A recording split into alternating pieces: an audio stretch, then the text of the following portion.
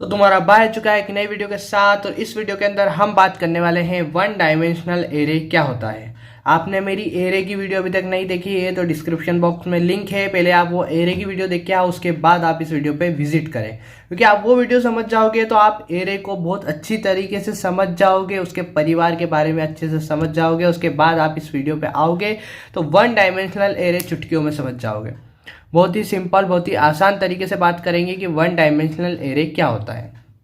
ठीक है, one dimensional array सबसे पहले बात करते हैं डेफिनेशन की कि वन डायमेंशनल एरे किसे कहते हैं। ठीक है, ये तो आपको पता ही है कि एरे का टाइप है वन डायमेंशनल एरे, क्योंकि आप अपन प्रीवियस वीडियो में इस बारे में बात कर चुके हैं कि इसके कितने टाइप होते हैं एरे के। तो सबसे पहला टाइप जो बोलते हैं वो उसका नाम है वन डायमेंशनल एरे। तो बात करते हैं इसकी डेफिनेशन की, तो मैं एक बार आपको पढ़ के सुनाता हूँ definition. It is used only one subscript to define the size of array in column. ठीक है, ये ओ गलत लिखा गया मेरे भाई, तो इट इज इन कॉलम और रो। ठीक है, तो आप बोलोगे यार भाई डेफिनेशन से क्या समझाने की कोशिश कर रहे हैं। तो डेफिनेशन से समझाने की कोशिश कर रहे हैं कि इसके जो साइज होता है, एरे का जो साइज होता है उसको सिर्फ एक ही सबस्क्रिप्ट डिफाइन करती है। आप बोलो कि ये कुछ समझ में नहीं आया, तो अपन मान के चलते हैं कि एक इंटीजर, ठीक है, इंटीजर टाइप का आपका एरे है, उसका नाम ए है और उसकी जो साइज है वो 5 है। तो ये जो साइज लिखी हुई है मेरे भाई, ये इसकी सिर्फ एक ही सबस्क्रिप्ट है, मतलब ये जो है ये या तो इसको कॉलम को रिप्रेजेंट करेगी,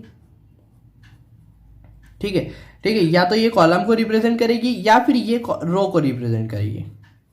ठीक है, इसको आप कैसे रिप्रेजेंट करते हो, उसको कैसे लिखोगे, आप इसको लिख सकते हो INT A, मतलब 5 जो साइज है, मतलब 1 2 3 4 5। ठीक है, कुल मिला के आपने इसको कैसे रिप्रेजेंट करा, रो के फॉर्म में रिप्रेजेंट करा। ये जो एरे है इसको रो के फॉर्म में रिप्रेजेंट करा।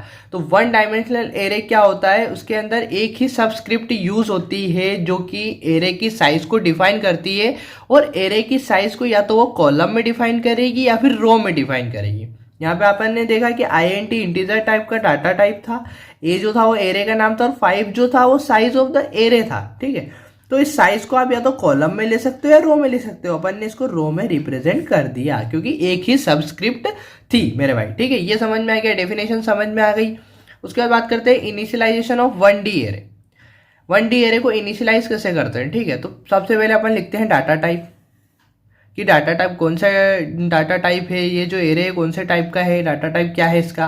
फिर एरे का नाम लिखते हैं, ठीक है, फिर लिखते हैं साइज ऑफ एरे। और अपने को पता है कि वन डायमेंशनल एरे में सिर्फ एक ही सबस्क्रिप्ट होती है, या तो वो रो को रिप्रेजेंट करेगी या फिर कॉलम को रिप्रेजेंट करेगी। ठीक है, ये समझ में आ गया। उसके बाद इज इक्वल टू में वैल्यूज लिखते हैं। वैल्यूज क्या, तो अपन समझते हैं एग्जाम्पल के थ्रू। यही मैंने बताया डाटा टाइप, तो डाटा टाइप यहाँ पे इंटीजर टाइप का लिया, ये एग्जाम्पल है। ए जो है वो इंटीजर अपने एरे का नाम है, ठीक है, और 5 जो है वो साइज ऑफ द एरे है।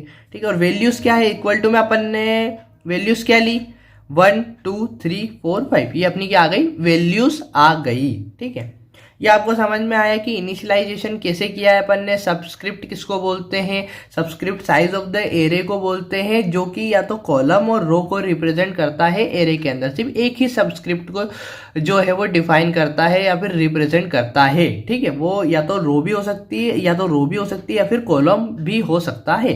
ठीक है, ये मैंने आपको एग्जाम्पल भी दे दिया कि कॉलम में अपन कैसे रिप्रेजेंट करेंगे।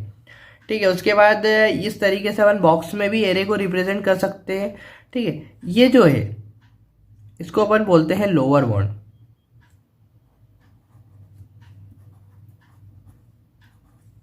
ये जो 0 लिख रखा है ये अपन ने इंडेक्सिंग करी है, ये तो आपको पता है। ठीक है, ये जो इंडेक्सिंग करी है 0 1 2 3 4, ठीक है, ये भी आपको नहीं पता है कि भाई इंडेक्सिंग क्या होता है क्या नहीं होता है, तो इसकी भी डिस्क्रिप्शन में लिंक है इंट्रोडक्शन वाले पार्ट का, वो भी आप जाके एक बार देख सकते हो। तो लोअर बाउंड अपन उसको बोल सकते हैं जो आपका पहले जहाँ से आपने इंडेक्सिंग चालू करी है। ठीक है, आप इंडेक्सिंग 1 से भी चालू कर सकते हो, 0 से भी चालू कर सकते हो। ठीक है, 1 से चालू करिए तो आपका लोअर बाउंड 1 हो जाएगा, 0 से चालू करिए तो आपका लोअर बाउंड 0 हो जाएगा। मैंने यहाँ पर 0 से चालू करिए तो लोअर बाउंड 0 है मेरा। ठीक है, ये जो 100 आपको दिख रहा है वो इस एरे का बेस एड्रेस है। क्या है, बेस एड्रेस।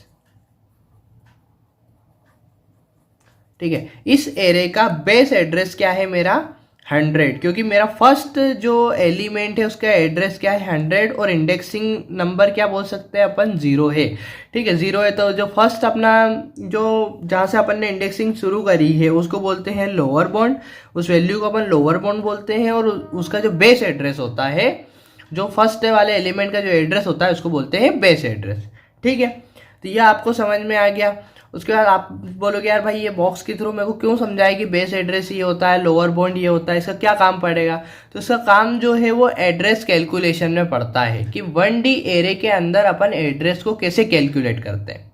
ठीक है, एड्रेस कैलकुलेशन में मस्ट इम्पोर्टेंट जो होता है वो यही होता है कि बेस एड्रेस क्या है, लोअर बाउंड क्या है। ठीक है, तो बात करते हैं, ये मैंने आपके सामने फॉर्मूला लिख रखा है एड्रेस कैलकुलेशन का।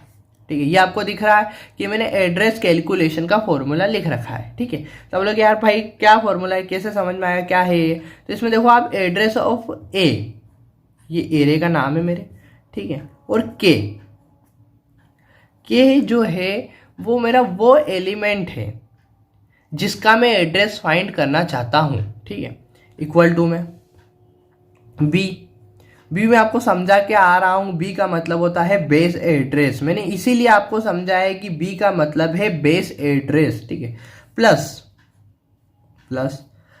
जो डब्ल्यू है, यहां पर डब्ल्यू को आप देख पा रहे हैं, ये साइज है उस एलिमेंट की साइज है जो मेमोरी के अंदर अलोकेट है।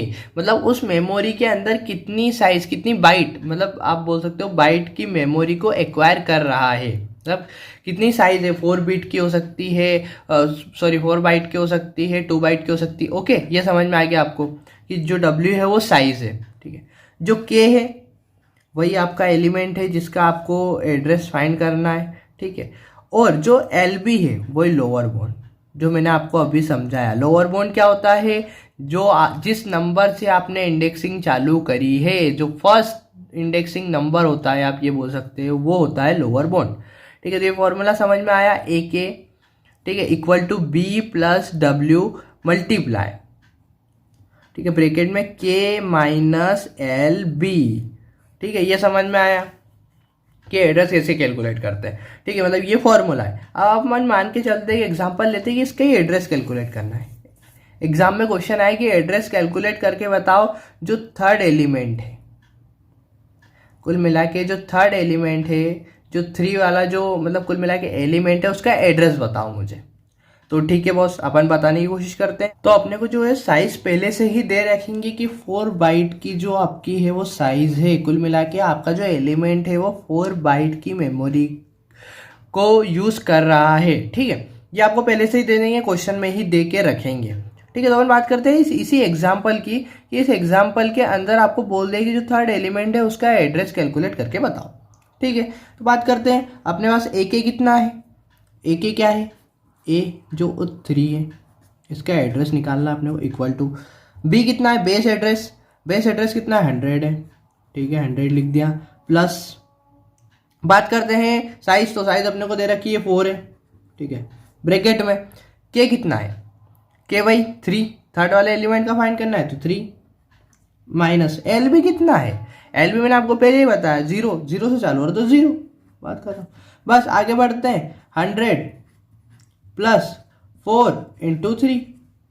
ठीक है, तो 100 प्लस 12, तो आपको देख सकते हो कि 112 जो है, मतलब 112 जो है वो आपका आंसर आया है। ठीक है, 112 है, जो आपका 112 है वो आपका आंसर आएगा।